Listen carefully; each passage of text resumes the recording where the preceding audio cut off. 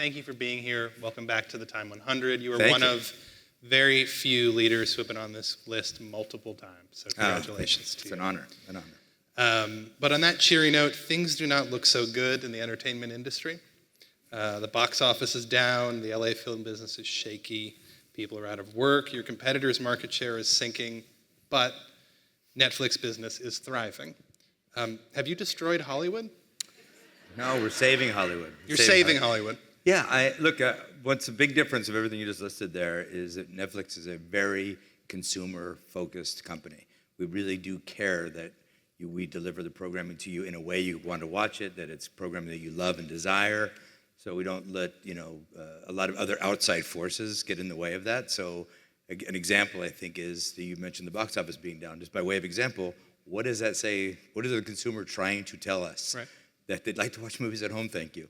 And the studios and the theaters are duking it out over trying to preserve this 45-day window that is completely out of step with the consumer experience of just loving a movie. But you don't just work with consumers, you work with creators, and sometimes they want to put their films in movie theaters. Yeah. Daniel Craig wants Knives Out 3 in theaters. Greta Gerwig convinced you to release her upcoming Narnia movie in theaters. When do you decide just to give in to someone? Look, we have these bespoke releases, basically, for a movie to come out that we'll try to, we have to do some qualification for the Oscars, so they have to run for a little bit. It helps with the press cycle a little bit because the press likes to talk about movies in theaters too. But I try to encourage them, every director we work with, to focus on the consumer, focus on the fans. Make a movie that they love and they will reward you. And that's that. But in general, I also realize that we're in a period of transition.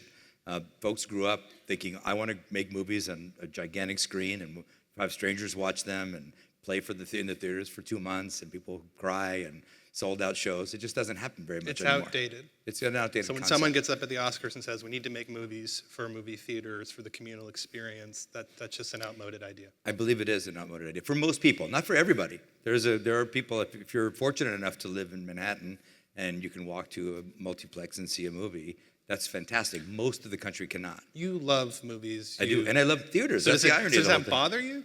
No, it just feels to me like if what would really bother me if people stop making great movies. And I think if we get trapped behind this way of how if we want people to watch them the way we want them to watch them versus how they want to watch them, then people won't be able to make movies anymore because there won't be a business for it. So like the Paris Theater here in New York, it's the last single screen theater in Manhattan. It was about to become a Walgreens, and we saved it. And we didn't save it to save the theater business. We saved it to save the theater experience. Mm-hmm. Are Trump's economic policies good for Netflix?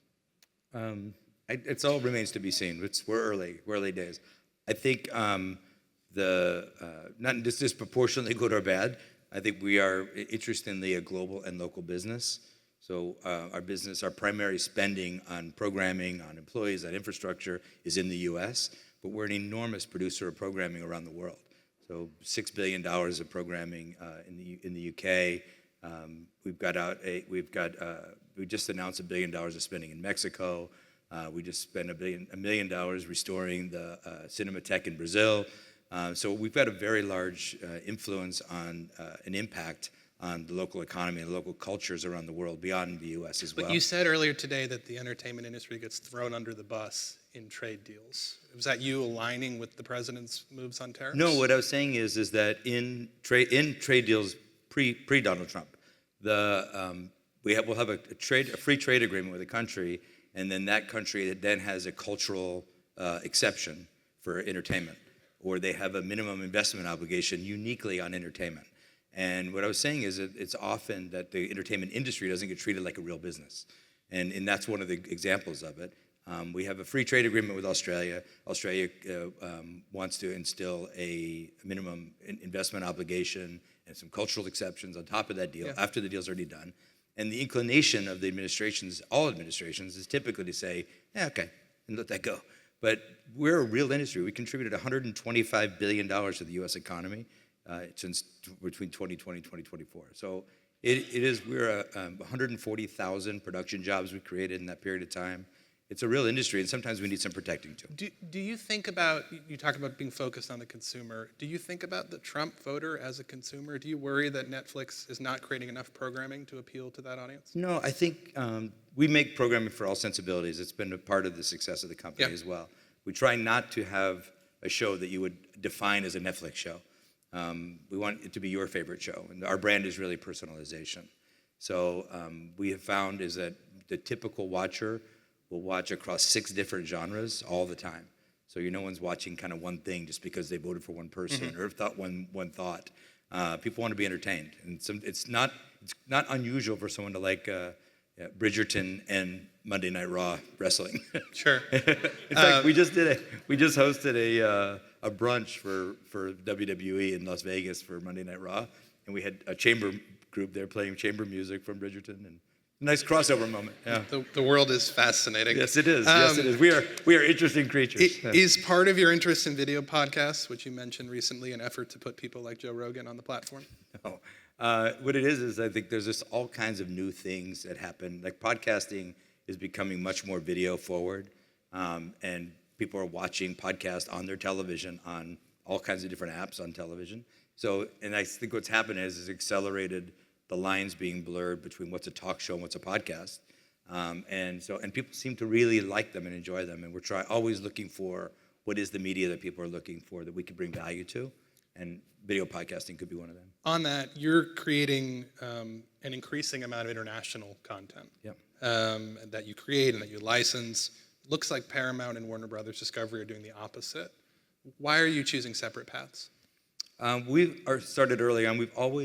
I met Reed Hastings, the founder of the company, in 1999. He described Netflix almost exactly like it is right now. Now, not the original programming part, but the global part, and that the internet would mean that there wasn't any limitations of a cable wire or satellite, dimensions, and that the internet would enable truly global distribution, and Netflix would be a truly global company.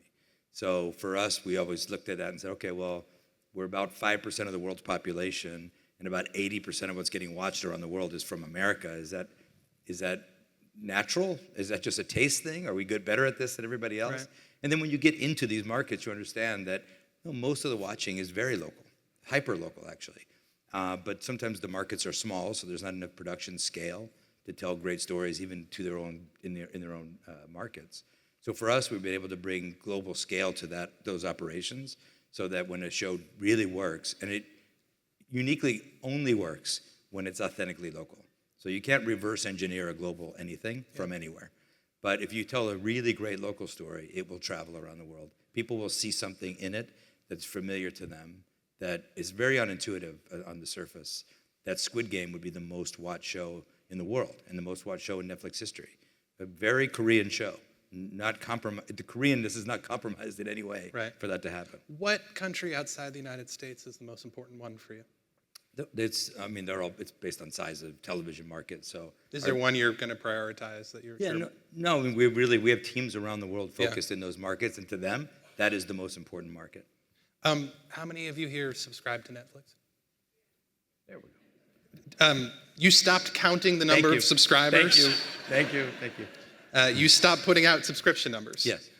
If subscriber numbers are no longer the most important metric, although by a show of hands you're doing fine, what is the most important number for you?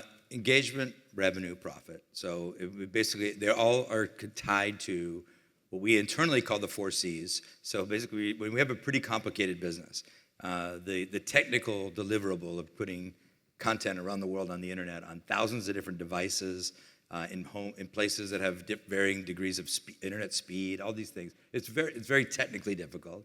It's very creatively difficult to serve taste in every culture and every language. And so when you're in a complicated world, you want to try to make things simple for the folks doing it. And for us, it was boiling it down to 4 Cs. And it was content, first and foremost, which is we have to make the shows that people really love. Choosing, which is in a world of thousands and thousands of choices, how to find something becomes really valued. So the technology that goes into helping people find things, the recommendation engine, the merchandising that puts the most logical thing next to the most logical thing is really important. Conversation, which is kind of marketing and publicity and getting the world talking about the shows that they're watching, getting them so excited that they want to talk about it. And then the fourth is that we added later was commerce, which was if you do all three of these well, then the commerce part comes. You have to make sure you're priced accordingly. So for me, it's like taking something very, very complex and boiling it down and putting the customer at the center of it. Part of the evolution. And that's, by the way, that's go back to what I was saying. It was engagement, revenue, profit. That all comes by pleasing people. You have to please, and we're one-click cancel, by the way. So all these folks who raised their hand, as soon as they were unhappy, they could have just clicked one time and left. A new group that you're trying to please is advertisers. That's an evolution in your business. You've moved to be a player in the advertising space. When the economy's not good, we tend to worry about advertising. How concerned are you about advertising for your business this year and also for global media? Well, we are primarily a subscription service, and our advertising basically enables us to offer a cheaper product for folks who may want that or folks who may need that. For the longest time, we counter-positioned against advertising because it was an interesting way to come in against TV, which was if you don't like ads, we don't have no ads. If you don't want to wait till next week for an episode, we drop all of our shows at once. So it was all a classic kind of counter-position. We also always fancied ourselves a choice company. So giving consumers as much choice as they can, how and what they want to watch. And then we realized later that we were not giving this choice, which was if you want a lower price and you don't mind ads, then here's that option. So we opened that up. And I'd say, but we will be, for the long haul, we'll be primarily a subscription revenue service. You've been at Netflix for 25 years. Yeah.